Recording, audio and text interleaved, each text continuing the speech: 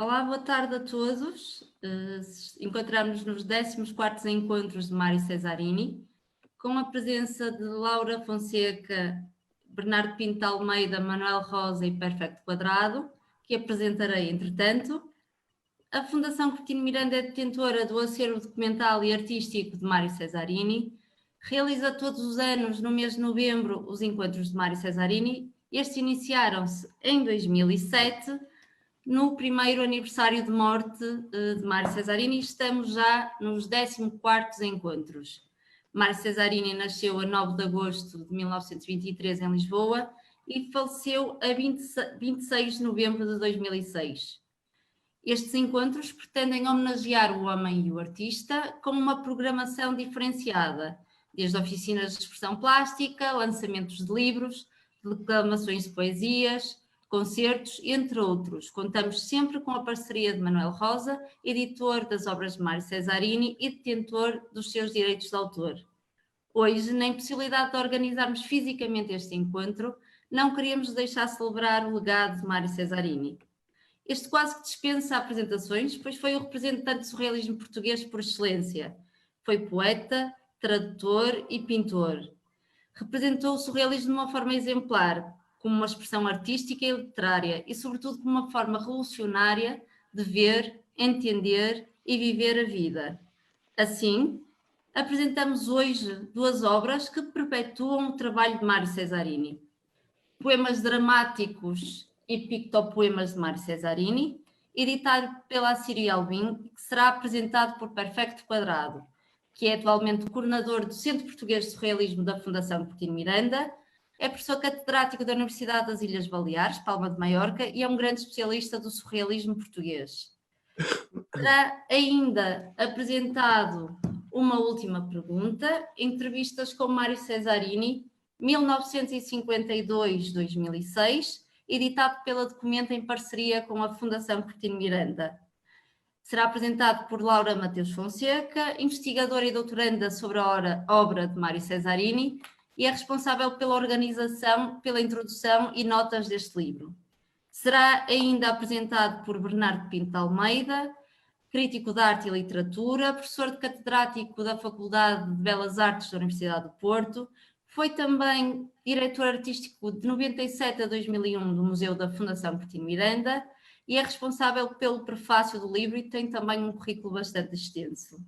Perfecto Quadrado fará a apresentação também deste livro e é o responsável do prefácio. Manuel Rosa, editor da Documenta e a pessoa que acompanhou Mário Cesarini desde que iniciou a sua publicação na Assírio Albim. Arrisco-me a dizer que é um membro nato destes encontros. Sem me alongar mais, passo então a palavra ao professor Perfecto Quadrado, que nos vai falar dos poemas dramáticos e picopoemas da Assírio Albim. Palavra, professor, tem a palavra, peço desculpa. Muito boa tarde, queridos amigos, e bem-vindos a mais uma edição dos Encontros Mário Cesarini. Uma edição muito especial, sem dúvida nenhuma, pelas circunstâncias, sobretudo, pelas circunstâncias em que nos encontramos todos, de desassossego, de angústia, de tragédia até, coletiva, pessoal, social, política, económica, cultural, para além de, obviamente, sanitária. Especial também por mais uma razão e particular, e é o facto de ter conosco hoje, partilhando esta apresentação de livros, o professor Bernardo Pinto de Almeida, mestre, amigo, e que foi quem iniciou, de facto, o então chamado Centro de Estudo do Surrealismo e hoje Centro Português do Surrealismo. Vamos, como sempre aqui, hoje, concelebrar a vida, apesar da tragédia. Ou, até, por causa disso, vamos a celebrar com mais força ainda a vida plena, a vida inscrita nos três vértices ou entre os três vértices do triângulo surrealista amor, poesia, liberdade. Com celebrar a vida dos que estamos aqui e com celebrar também a vida daqueles que já desapareceram, mas que, graças justamente a estas concelebrações, mantêm-se vivos entre nós, para nós, e nós temos a obrigação moral, ética, cultural e também de amor, de continuarmos a fazer com que eles vivam. Afinal, lembrar, sabemos, é o que faz com que os que já desapareceram continuem vivos e vençam assim a morte.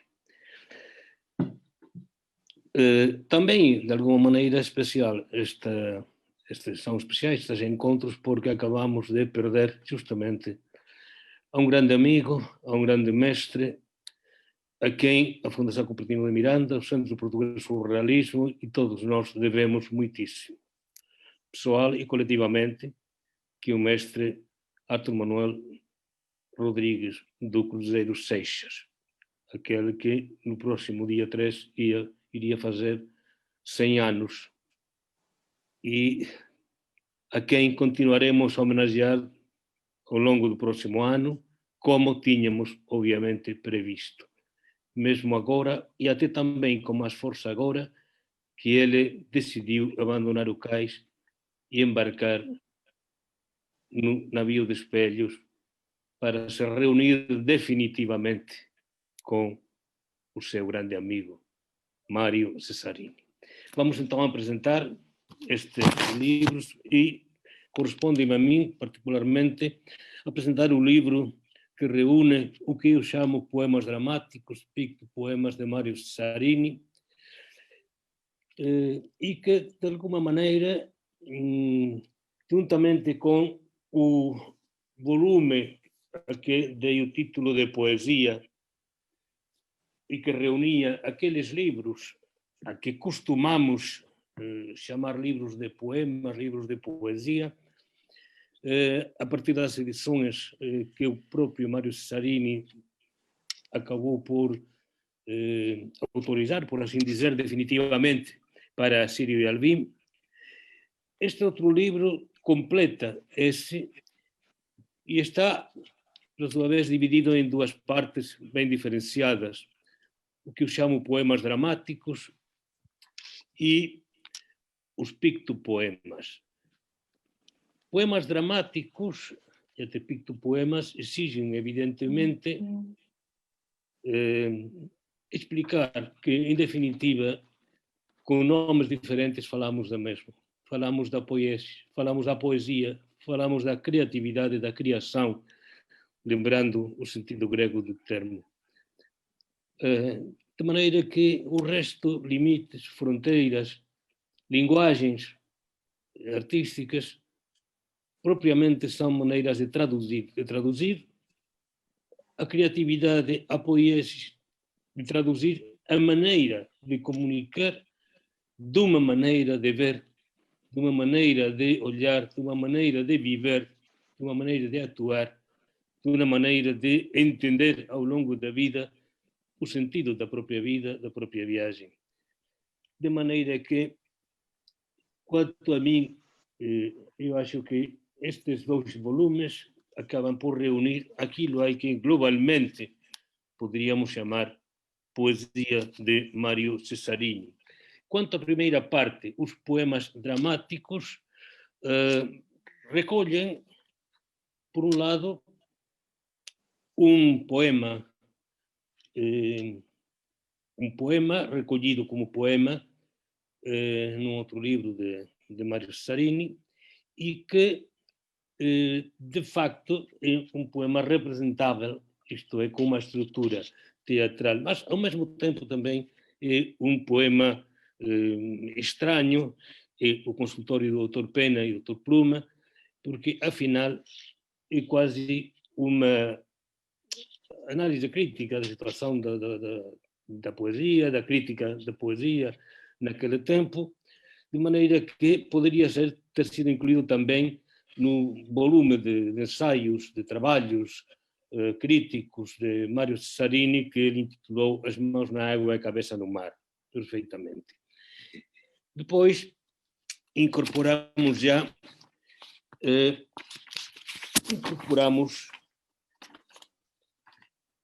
o que normalmente costumamos chamar teatro, obras dramáticas, tirado das duas das que falarei imediatamente. Em primeiro lugar, dois pequenos rascunhos dramáticos publicados na revista Cronos, revista de teatro, que são o Projeto de Rebelião e o Processo, que ele depois transformou, mudando algumas coisas, em poemas, e incorporou os livros de poemas como tais poemas. Aqui aparecem na sua fatura original, na sua redação original, como rascunho, repito, dramáticos, muito breves, e imediatamente depois um auto para Jerusalém. A obra que até hoje aparecia de facto como a obra dramática, a obra de teatro propriamente de Mário Cesarini. Essa obra partiu de um texto, como todos sabemos, de Luís Pacheco, e que depois de muitos problemas com a censura acabou por ser representada definitivamente no Teatro Dona Maria II,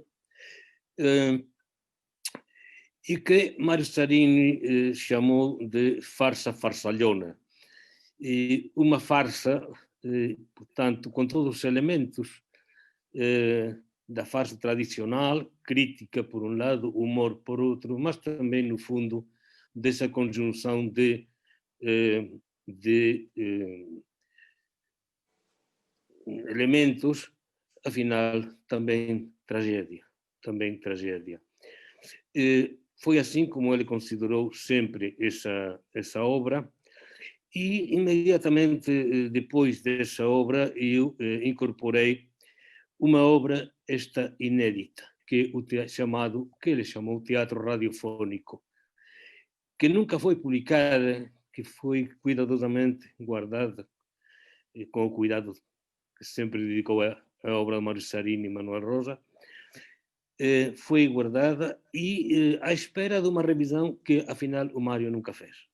De maneira que é publicada tal como ficou e saiu das mãos de Mário Cesarini. Aí, esse teatro radiofónico, para além de uma possível função, de um possível destino para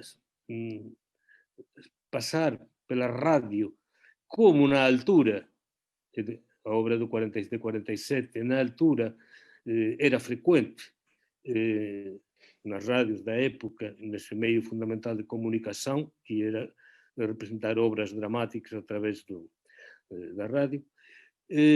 Para além disso, a obra é verdadeiramente, esta sim, uma farsa de maneira vicentina. Agora também uma farsa que tem um conteúdo histórico, a trama, sobre os primeiros tempos da monarquia portuguesa, da história de Portugal, mas onde aparecem também duas personagens que, de alguma maneira, fazem lembrar aos personagens fáusticas, ou do próprio Fausto, ou do seu criado. É uma obra, como digo, inédita até hoje, e que, a partir deste momento, passa também a ser incorporada, a incorporar-se ao acervo geral da obra conhecida de Mário Cesarini. Depois destas duas obras, Um Auto para Jerusalém e o Teatro Radiofónico, temos uma obra estranha, A Norma de Bellini, que inicialmente apareceu como mais ou menos um prólogo, por assim dizer, a uma seleção de desenhos de João Rodrigues. Definitivamente esta obra, como digo, é uma obra estranha, estranhíssima, que com uma feição dramática por um lado, mas verdadeiramente apresentada como um guião cinematográfico. De facto, ele enviou-me esse caderno de desenhos, que não é um catálogo, propriamente dito, de João Rodrigues, e dizia-me ali que era a primeira parte da obra, mas que haveria uma segunda ou não. E, de facto, depois diz-me que não apareceria essa segunda parte. É uma obra, já digo, muito particular, que afinal nem é propriamente um prólogo, nem tem nada a ver com ópera, nem tem nada a ver com a Norma, nem com Bellini, nem provavelmente com João Rodrigues. Ou sim, deixo isso para a imaginação poética dos próprios leitores.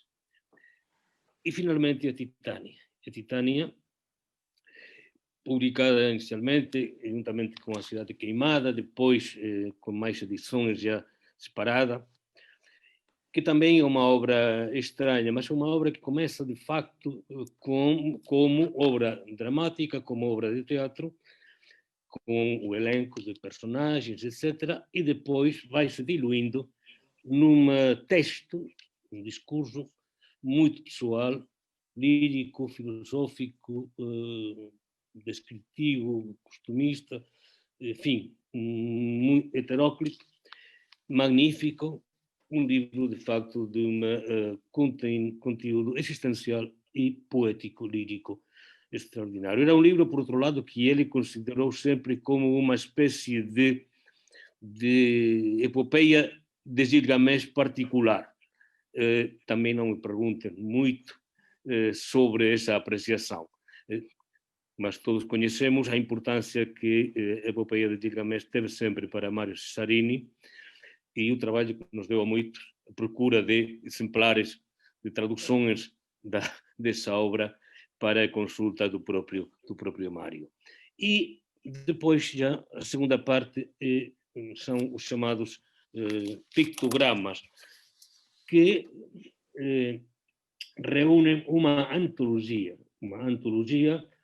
dessas obras em que se produz a justaposição, a fusão, a confusão da linguagem literária, da linguagem plástica, da poesia, da pintura, em várias dimensões ou a vários níveis, particularmente, em primeiro lugar, os pictopoemas propriamente ditos, tal como os considerou e praticou Victor Brauner, de quem os aprendeu diretamente, pessoalmente, no seu contacto com ele em Paris, Mário Cesarini. Depois também as colagens pictopoéticas e, finalmente, um tipo de organização dos pictogramas das colagens, a maneira de Max Ernst, Femme sans tête e mais duas obras parecidas do próprio Max Ernst. Aquilo é que depois Alexandre O'Neill, com a Ampola Miraculosa, chamou de novela em imagens, um tipo de obra sequencial em que se conjugam a palavra e a imagem de maneira justamente de uma história romanceada, de romance ou novela. Importante aqui, e voltamos outra vez ao programa da poesia, que afinal é tudo poesia, e Mário particularmente, o próprio Mário, até a pessoa, a personagem, tudo nela, confunde-se propriamente com a poesia, ou é sinónimo de absoluto de poesia, pois nesta fusão, confusão, justaposição, nesta aliança entre a linguagem plástica e a linguagem literária, entre a poesia plástica e a poesia verbal,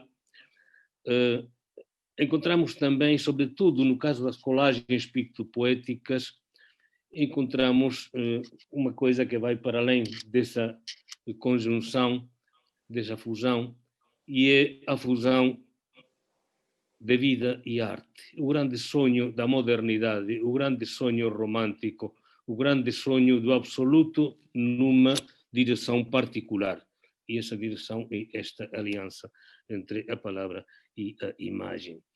De maneira que poesia também. Para além de uma série de pictopoemas, de uma antologia de pictopoemas, há muitíssimos que ficam por aí dispersos em vários portas, encontra-se neste apartado, encontram-se aqueles pictopoemas que apareceram como livro propriamente dito, como corpo de livro, como são uma combinação perfeita. Antônio tem dor e tem puta, e fora de horas. Ficaram fora daqui, por um lado o McVeigh, o livro que ele fez, que ele compôs em memória do terrorista americano que foi condenado à cadeira elétrica e que de facto é um alegato contra a pena de morte absolutamente pungente, extraordinariamente duro. E também o livro, drama, de que organizou e fez uma magnífica aproximação, introdução, o professor Bernardo Pinto de Almeida, um livro que merece ser reeditado, editado novamente, com todo o cuidado, e que eu espero ver editado, enfim, em datas próximas. Estas são as duas partes deste livro, que, por sua vez, é o segundo volume do que eu considero a poesia de Mário Cesarini. Obviamente, contei com a ajuda inestimável da Sírio Alvim, com a ajuda de Manuel Rosa sempre, e ajudaram-me, orientaram-me na organização mesmo dos livros, muito embora a responsabilidade é absolutamente minha, evidentemente. Podiam ter sido feitos de outra maneira, mas esta é a minha maneira de ler, a minha maneira de lembrar Mário Cesarini, o mestre, o amigo, o farol de facto, a luz. Voltando ao início, são momentos difíceis, mas mesmo assim são momentos em que temos de manter a memória daqueles que desapareceram para também, com esta arte nossa de fazer viver os que já desapareceram através da memória da sua obra, a nossa vida física, a nossa vida intelectual, a nossa vida espiritual seja também uma vida plena, que é o que eu desejo para todos vocês, para as vossas famílias, e, enfim, queria, como sempre, incitar a todos a procurar na cultura, a procurar na literatura, a procurar no surrealismo, a procurar na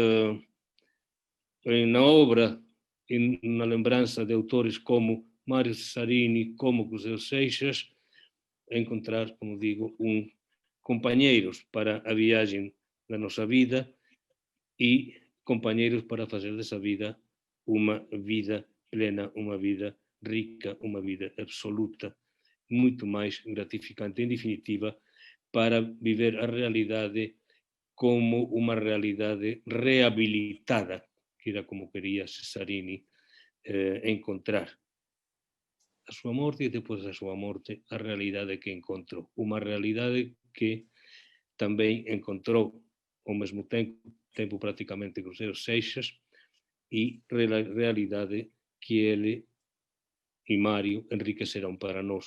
Como dizia Cruzeiro Seixas, ao que encontrei, tanto e tanto acrescentei. Graças por esse acréscimo, e vamos continuar todos com estes encontros, vamos continuar todos a lembrar e a fazer viver aos nosos amigos desaparecidos, e o vamos fazer, tenham a certeza, presencialmente, olhos nos olhos, braços nos braços, em presença uns dos outros e com a presença também dos nossos queridos desaparecidos. Muito obrigado. Obrigada, professor. Fica então o livro da Assírio Alvim, que podem encontrar no site da Assírio, que atualmente está com 20% de desconto.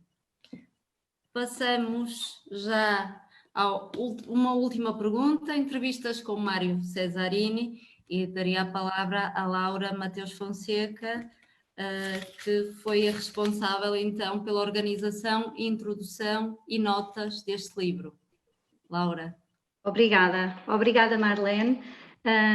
Eu naturalmente vou começar com alguns agradecimentos um bocadinho extensos, mas faz parte e tem a ver com este tipo de obra que eu estive a organizar.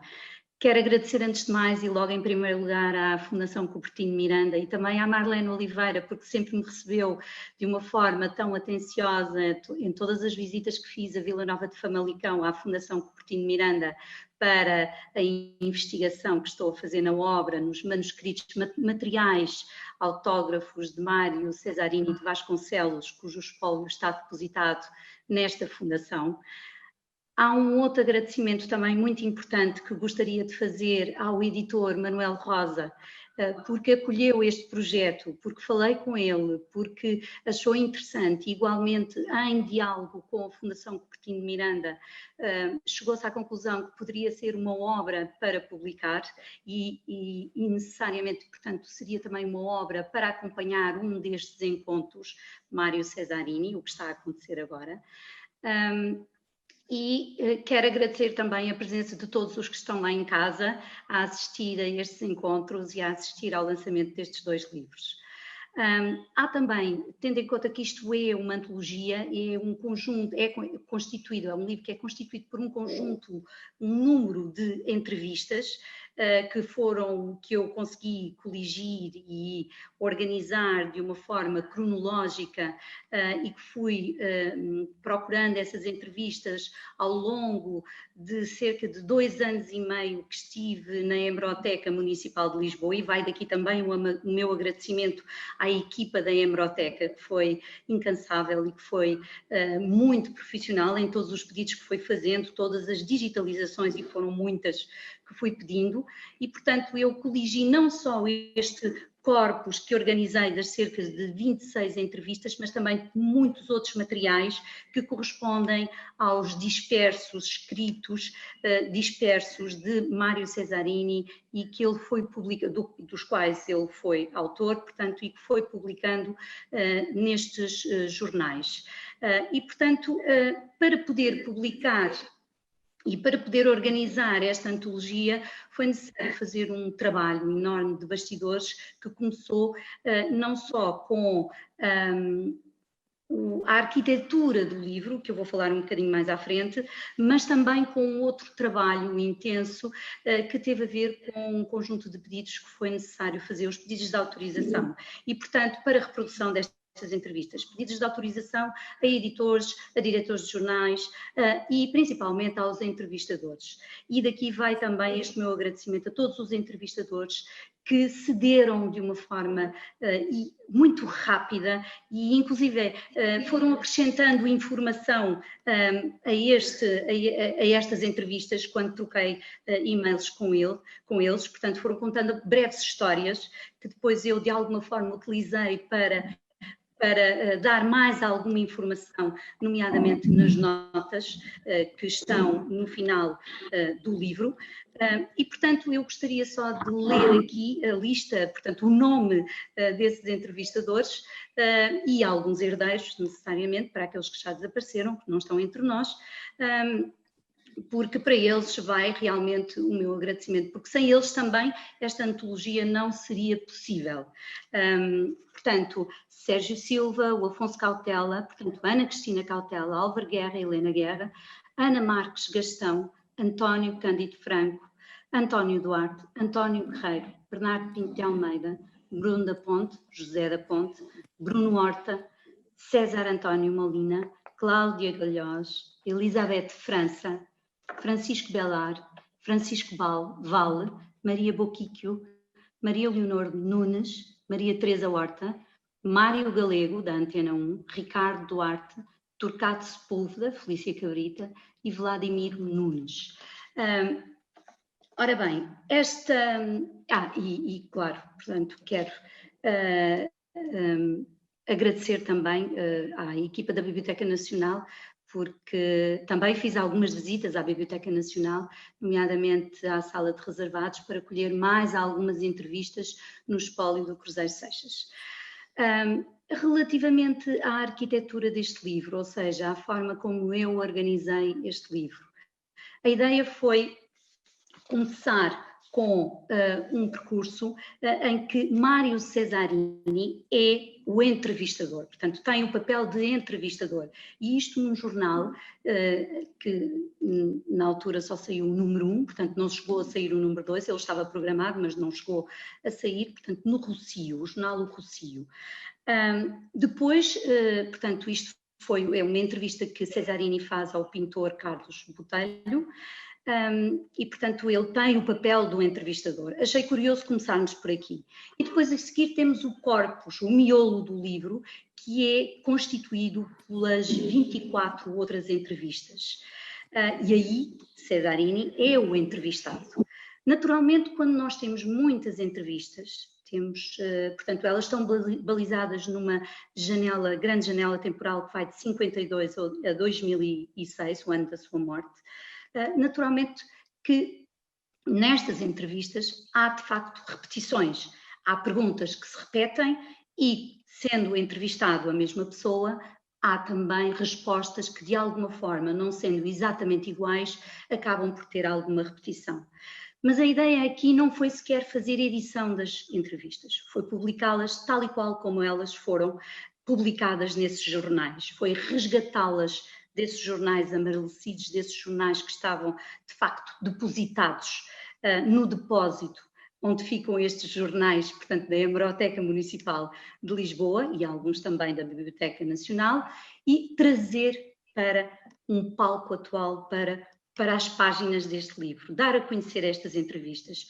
E isto é também um pretexto para voltarmos a falar de Cesarini, voltarmos a falar da poesia, da pintura, do seu surrealismo, voltarmos a falar daquilo que ele disse, da sua época, daquilo que ele falou relativamente às suas experiências, aos cafés, à censura, ao país da época, etc. Portanto, tudo isso nós encontramos de uma forma muito viva e muito intensa nestas entrevistas. Depois, finalmente, nós terminei esta antologia ou esta organização, este percurso neste livro, com uma entrevista da Ana Marques Gastão ao Cruzeiro Seixas, que infelizmente desapareceu há relativamente pouco tempo, a escassos dias de fazer 100 anos. Eu tinha inclusive pedido uma breve entrevista ao mestre Cruzeiro Seixas, que ele próprio autorizou, mas infelizmente não consegui falar com ele, ia falar do livro e acolher mais um testemunho que poderia acrescentar muito mais valor a este livro, mas infelizmente não consegui, e portanto queria dizer que o livro termina com esta curiosa e interessantíssima entrevista que a Ana Marques Gastão faz ao mestre Cruzeiro Seixas, em que ele só fala de Cesarini. Portanto, aqui o Cesarini é o objeto da entrevista. E assim termino o percurso deste livro. Nessa entrevista última feita a Cruzeiro Seixas, o Cruzeiro Seixas recorda um Mário bonito, impressionantemente belo, anguloso, com uma tal força na beleza que a expressão se diferenciava minuto a minuto conforme o que estava a pensar. Era atraente, prendia e refere-se a Cesarini como um precursor em tudo. E depois, nas outras entrevistas, nós temos um Cesarini como um dos principais protagonistas da guerrilha surrealista. E temo-lo também como um poeta, como um pintor, como um homem que fala do seu país, que fala de vários temas que são abordados nesta entrevista.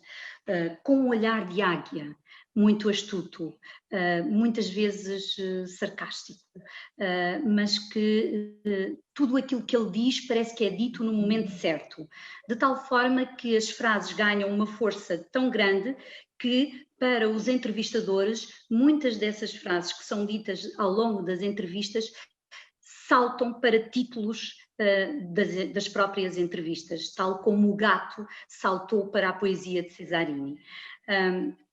Gostava só muito rapidamente de, compilando aqui algumas frases que eu considerei importante nas várias entrevistas que compõem este livro, dizer ou apresentar aquilo que se fala nestas entrevistas, para que possam ter uma ideia daquilo que depois vão encontrar no livro.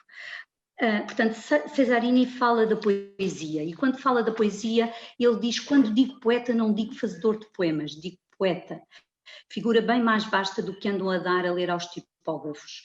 Para Cesarini, o exercício da poesia era a revelação de si próprio, ou dos outros, ou do mundo, através dele próprio. Ele profetiza, inclusive, que será o século XXI que irá procurar o nosso rosto conhecido, desconhecido, e não a inversa. Não se invoca o rosto que se tem, quer-se o outro e todos os outros do outro. Fala-se do poeta surrealista português como o sonhador espacializado. Diz ainda, e diz ele ainda, Cesarini, numa das entrevistas, citando Sofia, que a poesia é o saber mais livre, mais inocente e duradouro. A poesia, para ele, numa das entrevistas, Cesarini, inclusive, diz-se que é um poeta gasto, porque ele diz que a poesia nele é um fogo tão poderoso que ardeu tudo nele e que só ficaram as cinzas. E que, portanto, a certa altura ele diz-se esse poeta esgotado, que não há nada na gaveta e que ele próprio é uma arca esvaziada. E acrescenta que escrever é como voar, voar, voar e voar ainda mais. Ele diz que não é capaz de escrever sem a tal luzinha que vem, que nos salva e que faz voar. Em relação à pintura, ele diz e fala da pintura que é a foz onde tudo desaguou. Diz ainda que nos seus cadáveres exquis é justamente a poesia ao alcance de todos, a criação poética ao alcance de toda a gente.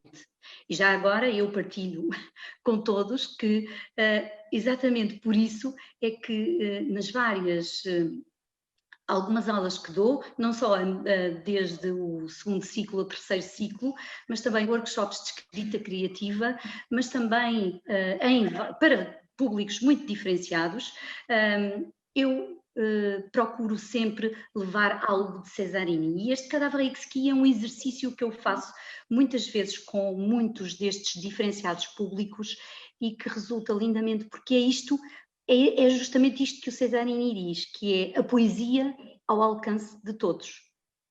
É a produção do texto ao alcance de todos. É a criação poética ao alcance de toda a gente. Portanto, quanto ao surrealismo, continuando nesta minha síntese, digamos, por estes vários tópicos que são abordados ao longo de todas as entrevistas e são transversais a todas as entrevistas, de uma forma ou de outra, com maior ou menor intensidade, do surrealismo e dos surrealistas, e há uma frase que eu gosto imenso, por isso gostaria de partilhar convosco. Ele diz: estamos umas pessoas zangadas no meio do mar alto e havia um naufrágio. Nós escolhemos a mesma jangada. Quanto há uma entrevista também muito curiosa e que eu gostava também de referir aqui, que é a entrevista que a Maria Teresa Horta faz ao Cesarini na altura do lançamento de um livro. E ele diz, e esse lançamento de livro foi transformado num baile, e diz o Cesarini: sou contra a leitura de livros nas livrarias, dá mau aspecto. O cerimonial usado, com leitura de versos feita pelo poeta levada à presença solene de uma pseudocrítica de olho de gorage e passo de mula, faz mal a qualquer estado de saúde. Pelo contrário, um baile pode sempre ser um êxito, mesmo à escala caseira, pois a organização e requisitos técnicos são de rigor mínimo. Basta haver uns discos e trazer o corpo. Achei extremamente curioso este lançamento de livro, que é exatamente aquilo que nós estamos aqui a fazer, transformado num baile. Depois, sobre a censura, Cesarini diz: tudo o que fazíamos era uma sátira e uma recusa violenta da ditadura, mas tudo tão estranho que a polícia não alcançava. Dos cafés ele dizia: ia-se aos cafés para encontrar amigos. Se não vinham, vinha o poema. Se vinha o amigo, punha-se o poema de lado. Das exposições, ele diz: está o poeta no pedestal e depois volta para casa, sozinho.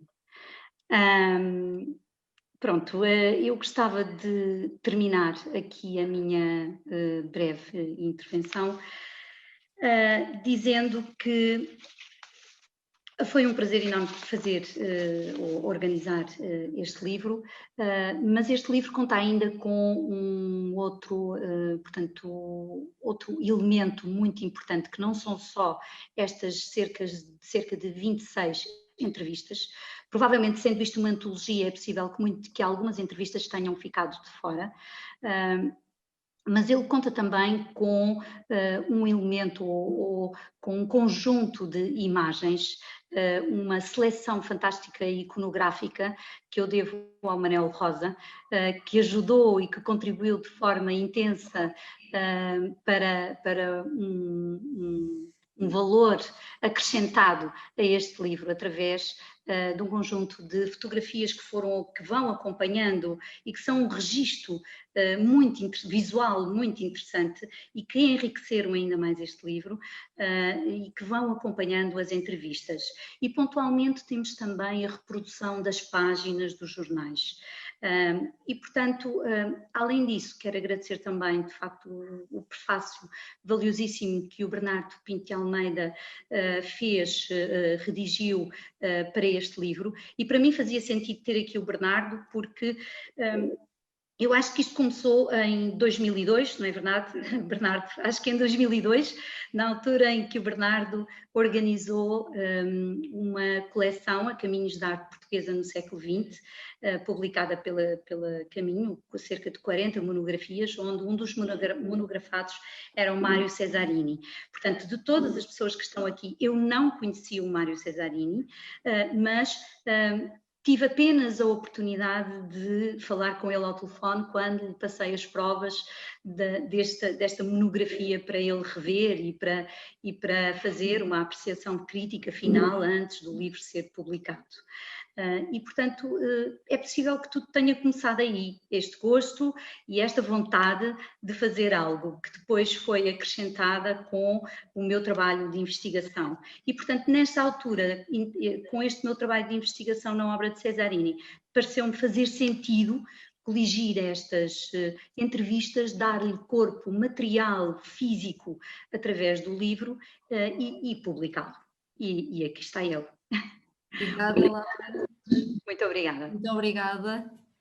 Passaria então a palavra ao professor Bernardo Pinto de Almeida, autor então do prefácio deste livro. Professor? Boas tardes a toda a gente que estiver a assistir, sejam bem-vindos e fico contente de participar neste encontro, porque por dois motivos. O primeiro é pessoal, é que o Mário Cesarini foi uma pessoa de uma importância imensa na minha vida, foi um queridíssimo amigo e um mestre, quer dizer, alguém com quem eu realmente aprendi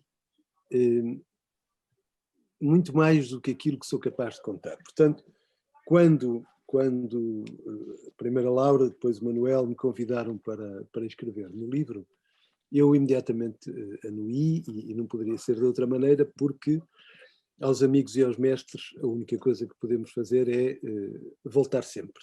E portanto, evidentemente, compareci e espero que menos mal. Pronto. Portanto, a primeira palavra vai para a Laura, que realmente teve um trabalho notável ao coligir este espólio, este acervo, que investigou ao longo de 2 anos e com muito rigor.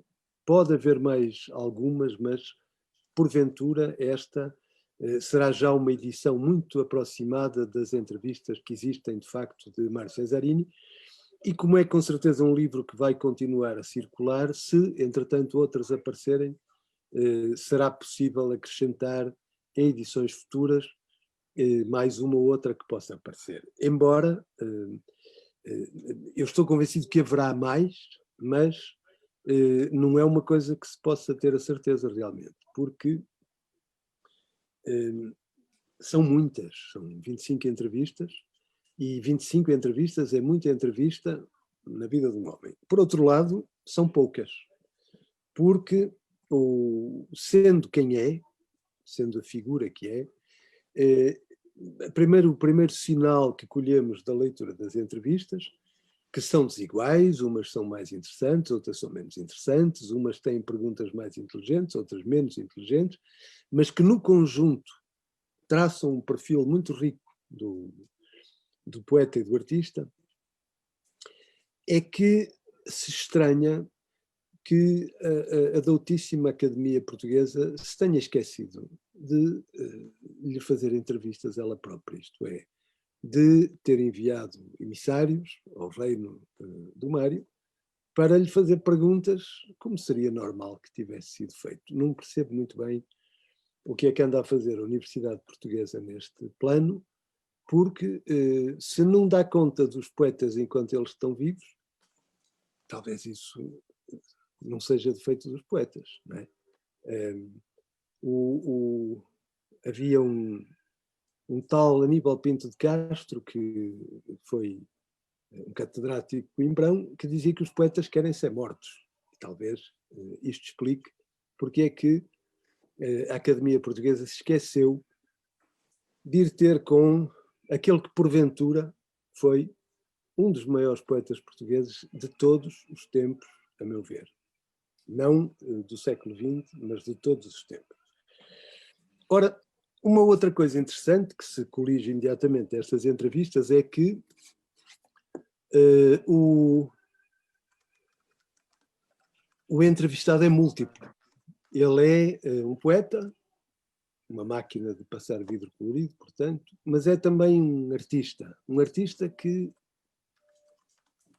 faz coisas, faz objetos, faz colagens, faz pintura, faz desenho, e que teve uma intervenção absolutamente extraordinária na vida artística portuguesa, e isso fez dele, de certo, e tenho defendido constantemente desse modo, que venho escrevendo sobre arte, que é com certeza uma das grandes figuras da arte portuguesa do século XX. Aí já não posso dizer de todos os tempos, porque nem todos os tempos assistiram à arte portuguesa, mas no século XX, um período em que a arte portuguesa foi relativamente rica, mesmo assim, Mário Cesarini, descoberto tardíssimo sempre, foi de certo um dos grandes artistas que estiveram presentes nessa mesma arte. Porque é que ele foi, eu vou começar por aqui, porque é que ele foi um grande artista? Ele foi um grande artista porque ele foi um inventor de formas e de ideias e de objetos e de sentidos para a arte que ela não conhecia antes dele. Quer dizer, até Mário Cesarini, por exemplo, o informalismo não existia. E não era em Portugal, era na pintura europeia. Porque se pensarmos historicamente, Cesarini antecipa aquilo que vieram a fazer artistas como Hans Hartung ou, um pouco mais tarde, Asger Jorn, que ela, aliás, conheceu, e outros. Portanto, o Mário Cesarini, se houvesse um quarto da história da pintura europeia, ocidental, para a arte portuguesa, coisa que ainda não está feita, mas também não temos pavilhão em Veneza, portanto é normal que a nossa arquitetura está deficitária em termos de presença internacional, mas se esse quarto houvesse, nessa casa da pintura europeia, o Mário Cesarini teria com certeza um lugar nas presenças que figuravam nessa habitação. E isso dá ao Mário Cesarini a raridade de ainda hoje, e mesmo à distância já da sua morte, vão 14 anos, mas do que ele fez, seria possível ainda hoje organizar com vantagem para a arte portuguesa uma boa exposição internacional da obra dele, o que não envergonharia o país, pelo contrário, mostraria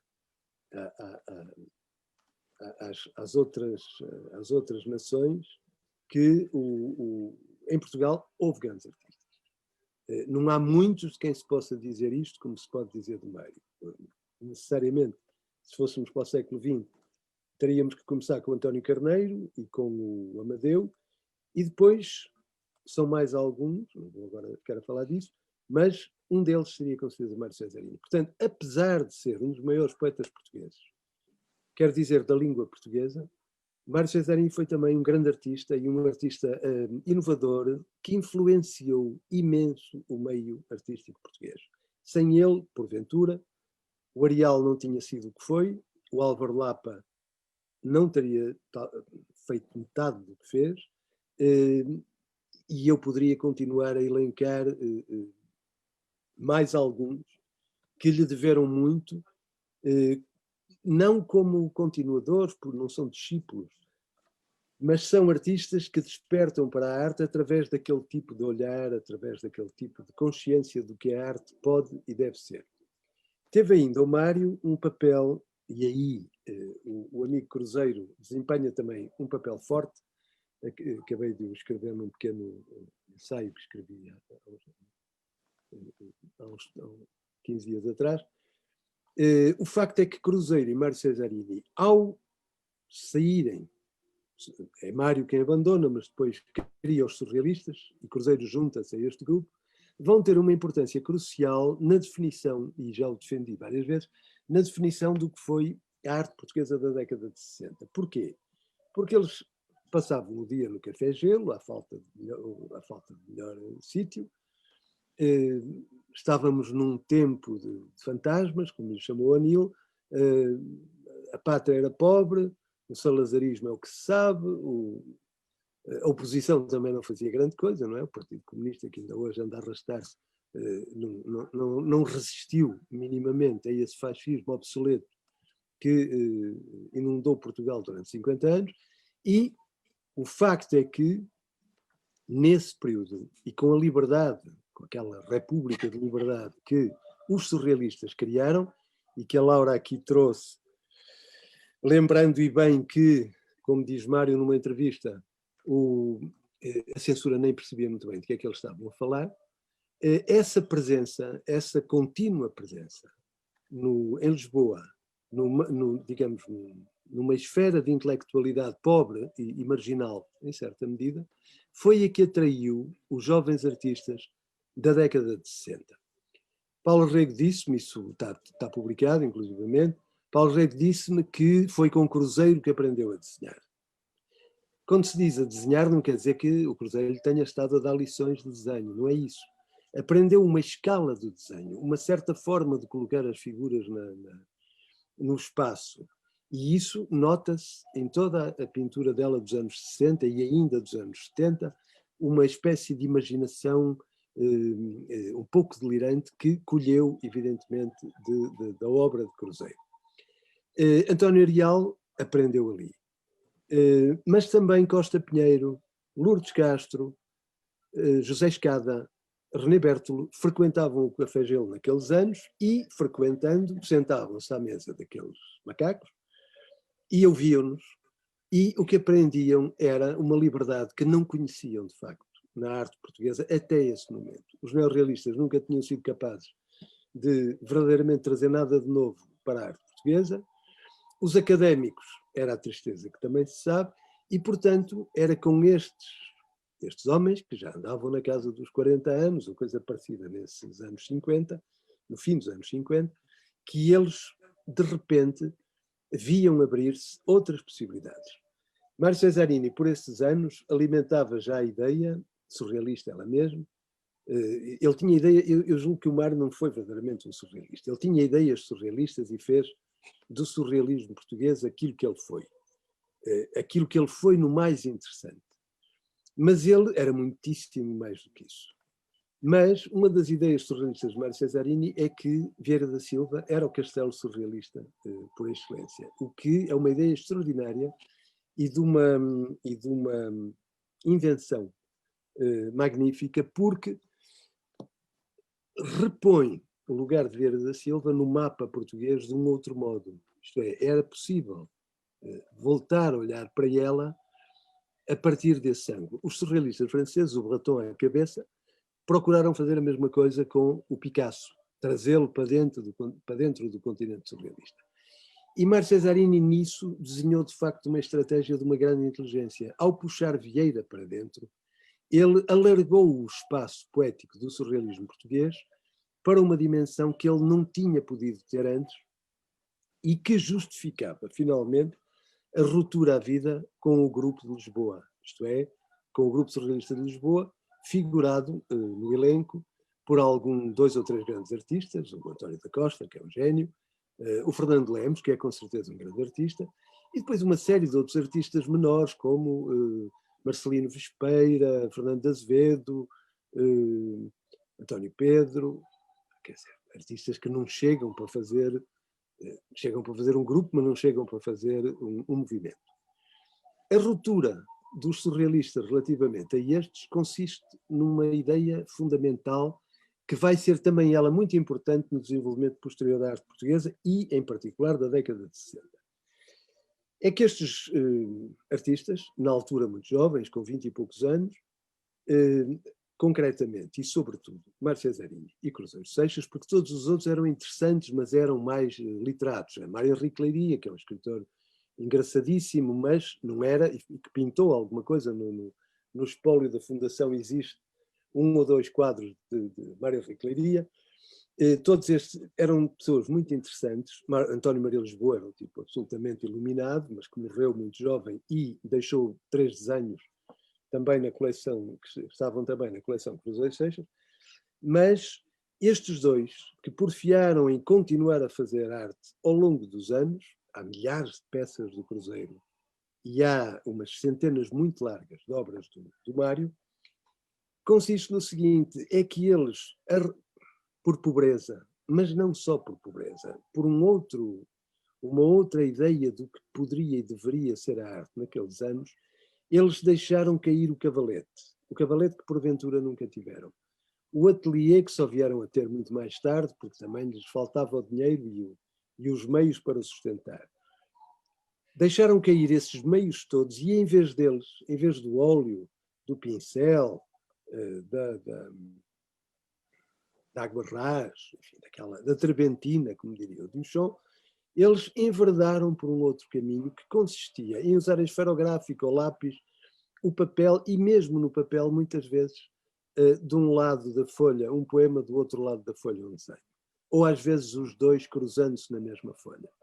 E, como disse o Perfecto, que em parte Mário tinha aprendido do surrealismo internacional a noção do pictopoema, com certeza que sim, e é uma verdade histórica, também aí há uma gênese pictopoemática, porque aquela junção permanente da poesia e do desenho, da poesia e da imagem, da poesia e da colagem, nasce neste surrealismo português de uma forma particularmente original, mesmo quando vista em contexto europeu. É por isso que eu dou uma enorme importância aos livros finais, que são não só um regresso à poesia, como um gesto, uma vez mais, de uma libertação extrema de todas as, digamos, as malhas em que uma poesia caída no literário poderia andar e que abriram para a poesia portuguesa um espaço que ela ainda não esteve à altura de reencontrar em pleno. Mário perfila-se assim nos últimos pictopoemas. Eu peço desculpa de estar a entrar no livro que o Perfecto organizou, porque não foi para isso que vinha este encontro, mas gostaria de dizer que é da maior importância que estes pictopoemas comecem a ser publicados, porque está aí a gênese de qualquer coisa que é, porventura, um dos espaços mais importantes da poesia portuguesa contemporânea e que isso ainda não foi estudado. Uma vez mais, a Academia está em atraso relativamente a estes sinais que vêm, evidentemente, da margem. Não se espera que as coisas nasçam diretamente no ovo do cânon, quer dizer, não é aí que elas se figuram. Agora, isto para dizer muito rapidamente, porque também não queria ocupar tempo demais, sobre a importância que, como historiador de arte, dou à obra de Mário Cesarini e à honra que sinto por ele me ter escolhido tantas vezes para escrever sobre ele, estranhando eu, e deixando pela primeira vez dito isso aqui, que a primeira retrospectiva da obra tenha sido feita numa galeria longe de Lisboa, uma bela galeria de resto. Ainda fui amigo do Sr. Cardoso, que era um galerista que compreendia Mário Cesarini nesses anos, e que faz os 49 anos de pintura, uma retrospectiva numa galeria periférica em Torres Novas. Portanto, isto mostra a que ponto a instituição artística portuguesa andava distraída da importância que este artista de facto teve. E lembro-me que quando estive no Prémio EDP e propus o Mário como primeiro prémio, e isso foi aceito pelos membros do júri, com o apoio fundamental do António Rodrigues, que também já não está connosco, e do Vicente Tadoli, logo a seguir, quando se fez a exposição, no pavilhão, no Museu da Cidade, o Niquias, um querido amigo que também foi embora outro dia, o Niquias telefona-me e diz: bom, mas o Mário Cesarini é um grande pintor. De repente, os pintores davam-se conta que, afinal de contas, o Mário Cesarini era para tomar a sério, não era apenas o poeta que também pintava, a Henry Miller, era muito mais do que isso, como o Artaud, alguém em que a expressão plástica e a expressão poética andavam a par. O que se sente profundamente nas imagens do próprio Mário como poeta, e um sentido de poesia que se sente igualmente no trabalho do Mário enquanto pintor, enquanto artista. Não como ilustração, mas como fonte semelhante de uma mesma água, e de uma mesma água que nem a arte, nem a poesia portuguesa conheceram verdadeiramente até ele. Há um remoto exemplo prévio no Grande Pascoais, que também ele deixou alguns desenhos alucinatórios, extraordinários, mas que não têm a importância, nem nada que se pareça, daqueles que Mário Cesarini deixou, porque Mário Cesarini dedicou-se à pintura durante quase 60 anos. É muito tempo para fazer uma coisa se não fosse a sério. Ninguém anda a fazer 60 anos uma coisa e depois chega ao fim e diz: epá, enganei, não devia ter feito isto. Ou seja, se ele o fez, é porque, evidentemente, aquilo era um dos caminhos que ele tinha para caminhar. Um dos caminhos da arte portuguesa do século XX, com certeza. Ora, dito isto, queria só dizer uma última coisa. Eu escrevi no fim do prefácio que escrevi para este livro, e que podia ser muito maior, mas também achei que para prefácio era preciso não abusar, porque havia muito para dizer, que Mário se fez voz de uma comunidade a vir, que transcende ao mesmo tempo que se realiza na comunidade dos seus leitores, e que a transcende ao constituir-se como possibilidade de ser, ao mesmo tempo, voz e imagem de um mundo e de um povo ainda e sempre por chegar. O que é que isto quer dizer, esta misteriosa frase que eu escrevi para aqui? Isto quer dizer que, de facto, o Mário Cesarini tem uma presença na cultura portuguesa, no ser português, hoje, de uma importância de que muitos ainda não se deram completamente conta. Eu julgo e acredito que o século XXI em Portugal será cesariniano. Quer dizer, tomará em conta tudo o que ele ensinou e libertará todas essas forças que ele deixou potenciais nos seus escritos e nas suas imagens.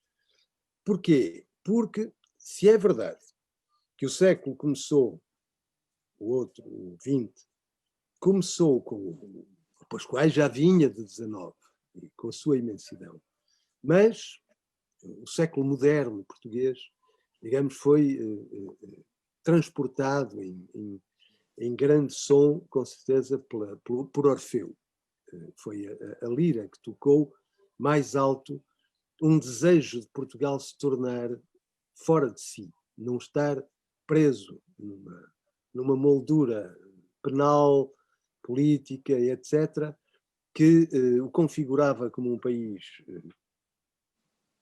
pouco importante e cuja língua estava esquecida, não é? Se isso é verdade, e há uma contingente de pessoanos ainda hoje a operar no terreno para tentar demonstrar a importância disto, o facto é que, na segunda metade do século XX, o grande arcano, aquele que leva a voz da poesia portuguesa para o plano em que ela tinha que se colocar, para não ficar eternamente pessoana, nem presa ao modernismo que estava já no fim, é, com certeza, Mário Cesarini. E quando lemos a grande tradição que vem após Cesarini, e falo de Herberto Helder, Luísa Neto Jorge, Luísa Neto Jorge é uma filha direta da poesia, uma grande poeta, mas é uma filha direta da poesia de Cesarini. E poderíamos chegar até Franco Alexandre, em certa medida, evidentemente, e mais tarde, a poetas mais jovens, como Manuel Freitas, nós percebemos que, de facto, o legado de Cesarini é transportado no interior da língua e da poesia portuguesa através dos 50 anos que se seguem. Por outro lado, nós sabemos, é extraordinário, que é um poeta que só aos 82 ou 83 anos recebe o prémio APE, o prémio de literatura portuguesa. Também só recebeu um prémio de pintura que se visse já nos seus 80 anos. Isso só demonstra um atraso, evidentemente, do próprio país em reconhecer com o que é que lidava. Mas, e eu queria dizer isto, não é sempre assim que as coisas se passam. É que aquilo é de uma riqueza tal que leva muito tempo a descobrir. E, como agora apareceu mais este livro que o Perfecto nos trouxe dos pictopoemas, como apareceu o livro que a Laura propôs das entrevistas, e como outros ainda, porventura, aparecerão, ou outras reuniões e outras reedições mais completas, o facto é que nós estamos, aos poucos, e aí o Manuel Rosa tem que ser absolutamente cumprimentado pelo seu papel fundamental de editor e testamentário do Mário Cesarini, nós estamos ainda a descobrir a importância deste poeta que, uma vez que se viveu de costas voltadas para a academia, também nunca mereceu por aí além o seu favor, mas que não precisa dela. Onde se vê que verdadeiramente a língua de Cesarini existe é na rua, é onde os miúdos falam, é onde cantores pop pegam em poemas dele e fazem música, é onde associações imprevistas pegam no nome de um poema e batizam um bar ou uma livraria com um título de um poema. Ou seja, a poesia de Cesarini está onde ela pertence, na rua. Isto é uma coisa que se pode dizer de muito poucos. Este conjunto de entrevistas, desiguais, porque uns dias ele estava virado para a direita, outros dias estava virado para a esquerda, conforme mais bem disposto ou mais adormecido, e portanto diz um pouco com aquela personalidade nonchalante que ele cultivava, diz um pouco o que lhe vem à cabeça a cada momento, e nem sempre os entrevistadores tiveram compreensão para aprofundar, levar mais longe aquilo que ele ia deixando passar, porque estavam muito obcecados, porque a coisa é surrealista e é não sei o quê, quando ele era de facto muito mais do que isso, e ficavam presos, digamos, nesse folhetim. De facto, há momentos, e agora não vou citá-los, a Laura trouxe alguns deles, mas deixo para os leitores descobrirem, há momentos absolutamente cristalinos nas observações que o Mário deixou espalhadas, como quem não quer a coisa, como sempre fazia, com aquela estética de gato elegantíssimo, que ele nunca abandonou, deixava passar de vez em quando uma pequena anotação, uma pequena frase, um pequeno gesto de pensamento, ou uma imagem de pensamento, que reverbera e que cada uma delas só por si justificava esta recolha. O Mário Cesarini foi, com certeza, repito, uma das maiores figuras do século XX português. Que ele aos poucos esteja a ser partilhado pelos leitores é o destino natural, não diria merecido, porque ele está acima de qualquer merecimento desse tipo, é aquilo que é dar-nos a nós um merecimento de o ler. Eu, que tive a oportunidade de ser amigo dele e próximo dele durante muitos anos, sei a importância que ele tem para cada um de nós quando chegamos a aproximar a grandeza e o brilho daquele espírito. É isto que gostava de partilhar convosco. Muito obrigada, professor. Passaria então a palavra ao professor Perfecto Quadrado. Obrigado, muito brevemente. Autor do prefácio. Quanto a este livro de entrevistas, realmente eu aqui tenho um papel muito, muito secundário e estou aí pela existência de uma rosa, talvez para afirmar a nossa publicidade nas edições da documenta das obras de Mário Cesarini. Estou muito contente, obviamente, de estar. Mas, estou como a maneira de pós-fácil, que é uma coisa que quase ninguém chega a ler depois. De maneira que, portanto, vou ser muito breve. Queria dizer duas coisas.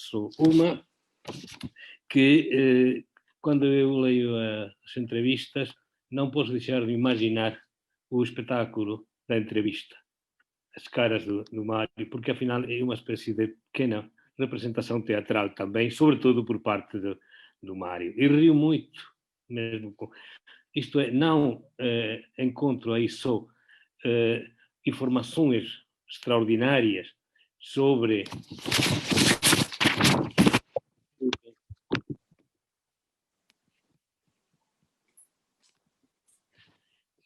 informações extraordinárias sobre o artista, sobre a pessoa e sobre a personagem. Encontro também aí ao histrião, isto é, os que conhecemos Mário Cesarini sabem do que estou a falar agora.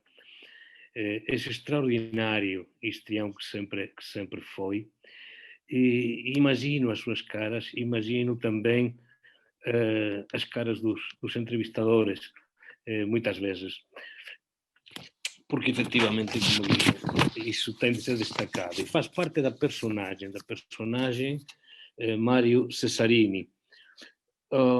De qualquer maneira, devo dizer que muitas vezes nos nossos encontros, aqui e além, sobretudo na rua Basílio Teles, eu pedi a ele para me, enfim, conceder uma entrevista pessoal. Não era para publicar, eu queria ter uma longa conversa, às vezes, se calhar, em vários momentos diferentes, por afeto, por amizade. E ele ria as gargalhadas e ele começava a fazer sempre ali as coisas afinal, cada vez que tentei isso, para já, aquilo acabava sempre em chamar a Henrietta, a irmã, e começarmos a cantar canções espanholas de zarzuela e de cabaret que eles aprenderam da mãe, e aí davam as 2 da manhã e já não havia maneira. Outras vezes tinha dores nos ossos e também não conseguia dizer coisa com coisa. De facto, até que já um dia disse o prefeito, eu nunca vou te dar uma entrevista. Agora vou-te pedir sinceramente, que inventes uma longa entrevista comigo. Eu garanto que depois confirmo tudo o que tu inventares. E não tive coragem, devo dizer. Eu devia ter aceitado aquilo e tentar, mas evidentemente não. Portanto, eu um dia decidi fazer não uma entrevista, mas sim uma entrevista-colagem, partindo das entrevistas dos outros. E assim, e agora vamos lembrar também que o José Seixas, que gostava muito deste verbo negativo, e assim decidi fazer uma entrevista, não entrevista, que agora aparece como pós-fácil, não pós-fácil. Aliás, atribuída ao meu semi-heterónimo eclesiástico Frei Perfeito de Zamora-sur-Mer, transmontano do lado de lá. E assim apareceu essa, que aliás foi atribuída por alguém também muito dedicado ao surrealismo, como pseudónimo de Ángel Campos Pámpano, meu grande amigo e grande lusitanista e grande poeta também. Eu nunca disse nada porque realmente sou aos amigos, mas não disse nada ao responsável porque eu gostei muito dessa confusão também de personalidades. Mas pronto, já era hora de dizer. Portanto, inventei essa entrevista colagem que agora tenho muito gosto em ver nesta entrevista, de autênticas entrevistas feitas por autênticos entrevistadores, com uma recolha a partir de um trabalho extraordinário e com um prólogo, obviamente, do mestre e amigo Bernardo Pinto de Almeida. Eu só tenho isso para dizer e finalmente acabar, claro, antes de dar a palavra final à nossa querida Marlene Oliveira, só voltando ao início, queria dizer e lembrar que estamos em circunstâncias difíceis e que estes encontros realizam-se também de uma maneira difícil e em circunstâncias de desassossego, de angústia e de tragédia, como já disse, mas que também, repito agora, justamente é o momento de dizer não e de dizer para a frente. É o momento de lutarmos todos, e o facto de estar atentos a isto, e o facto de ir a ver uma exposição, o facto de ler um livro, melhor se de Mário Cesarini, do Cruzeiro, Seixas, dos surrealistas, já é um acto de resistência. Resistência porque e para quê? Sobretudo para evitar que acabe por ser profecia o título daquele grande poema de Alexandre O'Neill, O medo vai ter tudo. Não. Todos vocês ficam convidados para próximos encontros, para encontros presenciais e para que então todos já podamos dizer o medo não teve tudo, a poesia sim. Muito obrigado. Muito obrigada, professor.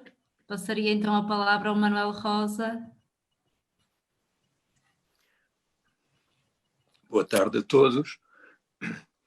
Tenho um prazer enorme em encontrar aqui, simultaneamente, o Perfecto Quadrado e o Bernardo Pinto de Almeida, ambos a escreverem para este livro um pós-fácio, essa entrevista imaginária, e um longo prefácio para acompanhar esta edição das entrevistas com Cesarini, organizadas pela Laura Mateus Fonseca. Tenho que agradecer, em primeiro lugar, à Fundação Coubertin de Miranda por esta parceria com a Sistema Solar, Documenta, que já vai longa, que já nos deixou só de correspondência 6 volumes de cartas de Cesarini para a Casa de Pascoais, de Cesarini para Cruzeiro Seixas, Um Rio à Beira do Rio, cartas de Cesarini para Frida e Laurence Van Crevel, Um Sol Esplendente nas Coisas, cartas de Cesarini para Alberto Lacerda, Gatos Comunicantes, a correspondência entre Vieira da Silva e Cesarini, aqui também em coedição com a Fundação Arpad Zenas Vieira da Silva, Sinal Respiratório, as cartas para Sérgio Lima, um surrealista brasileiro com quem Cesarini manteve uma longa correspondência, e este ano, finalmente, este projeto antigo da Laura, de reunir as entrevistas com Cesarini. De facto, uma última pergunta, entrevistas com Cesarini, começa com uma entrevista de Cesarini a Carlos Botelho, Cesarini como entrevistador. E ele, às tantas, na entrevista, diz: uma última pergunta, que a série já vai longa. Botelho, se algum leitor destas linhas quisesse começar a pintar e pedisse conselho, o que faria? E quando leio uma última pergunta, parece que estou a ouvir o Mário Cesarini falar connosco, e como muitas vezes fazia, antes que saíssemos da sua casa, dizia-nos uma última pergunta, uma última questão. E esta oralidade que se passa na leitura destas entrevistas, tal como acontece com os poemas do Mário, quando o conhecemos como conhecemos e lemos os seus poemas ou estas suas entrevistas, parece que o estamos a ouvir. Uma última pergunta. E é muito interessante esta primeira entrevista de Cesarini, aqui como entrevistador, a Carlos Botelho, porque ele diz que esteve em 1947 em Paris, onde Botelho efetuou na Galeria Lucy Krog, na Praça São Augustin, em 1947, na exposição que, diz Cesarini, mereceu da crítica parisiense o mais caloroso elogio. E, continua Cesarini, a dizer que da minha parte o elogio foi outro, não quero dizer melhor, foi todo da surpresa de encontrar no meio de uma cultura que fala francês um pintor de linguagem 1000% nossa, que brilhava ali, ao grande sol universal de Paris, com revérbero bastante para aumentar a cor que por lá esplende. E esta primeira entrevista é logo muito marcante, porque sendo de 1947, tendo Cesarini, creio que 23 anos, já é o Cesarini que nós conhecemos que está naquelas perguntas e naquele interesse. E esta entrevista, que foi publicada numa revista que só teve um primeiro número, o Rocio, anunciava de Cesarini uma entrevista para o segundo número a Almada Negreiros. Infelizmente não chegou a sair o número 2. E além desse corpo de entrevistas, de 24 entrevistas, que já foram amplamente referidas pela Laura, pelo Bernardo, eu gostava apenas de agradecer, além do trabalho de organização da Laura, de recolha, de cuidado, o prefácio e o pós-fácio do Bernardo e do Perfecto. Gostava também de agradecer a inclusão das fotografias que foram cedidas pelos arquivos da Fundação Coutinho de Miranda, fotografias referir sobretudo Eduardo Tomé, fotografias do Perfecto, do Bernardo, do Duarte Belo, e que muito enriqueceram este livro porque permitiram, para cada entrevista, encontrar um conjunto de imagens que se adequassem ao tema principal da entrevista. Para concluir, na entrevista imaginária do Perfecto diz, referindo-se a Cesarini: traquinas como é, brincalhão e travesso e feliz como uma criança num dia sem escola, apenas me disse ao telefone o seu penúltimo desejo e vontade. Sabe, ó Perfeito, o que eu tenho pensado é vender parte da minha obra, comprar um carro enorme, contratar um chofer e viajar até o dia da viagem definitiva. Viajar, diz Perfecto, talvez em busca daquele gato que um dia Riscos Pereira viu como partia para a aventura, com o ar elegante, distante e ausente que caracteriza e define aquele animal sagrado, dandy dos telhados, das açoteias e de lugares ainda mais altos, que, como diria Cesarini, os lepidópteros burgueses nunca conseguiram domar.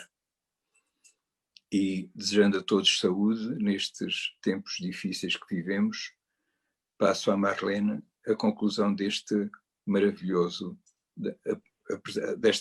apresentação, para fechar os encontros de Mário Cesarini. Muito obrigada, Manuel. Não me vou alongar, quero agradecer a vossa participação nestes encontros, que apesar de não nos reunirmos pessoalmente, acho que foi muito proveitoso e conseguimos aqui mostrar mais 2 livros em torno de Mário Cesarini. De lembrar que eles estão à venda, quer na Sistema Solar Documenta, quer na Fundação Cupertino Miranda, e temos também o que apresentamos anteriormente na Assiri e Alvim. Aproveito para agradecer também as pessoas que nos estão a visualizar. Não posso dizer os que estão em casa, porque julgo que estamos todos em casa nestes encontros, não é? E para encerrar estes encontros, terminaríamos aqui com um poema de Mário Cesarini e algumas imagens. Vou só compartilhar. Está aí o navio de espelhos, não. O navio de espelhos não navega, cavalga. Seu mar é a floresta que lhe serve de nível. Ao crepúsculo espelha sol e lua nos flancos, por isso o tempo gosta de deitar-se com ele. Os armadores não amam a sua rota clara, vista do movimento, dir-se-ia que para. Quando chega à cidade, nenhum cais o abriga, o seu porão traz nada, nada leva à partida. Vozes e ar pesado é tudo o que transporta, e no mastro espelhado, uma espécie de porta. Seus 10.000 capitães têm o mesmo rosto, a mesma cinta escura, o mesmo grau e posto. Quando um se revolta, há 10.000 insurretos, como os olhos da mosca refletem os objetos. E quando um deles ala o corpo sobre os mastros e escruta o mar do fundo, toda a nave cavalga como no espaço os astros, do princípio do mundo até ao fim do mundo. Navio de Espelhos, de Mário Cesarini, terminamos assim, de uma boa forma, estes encontros e esperamos para o ano que sejam presenciais e que nos possamos ver pessoalmente. Muito obrigada a todos e até breve.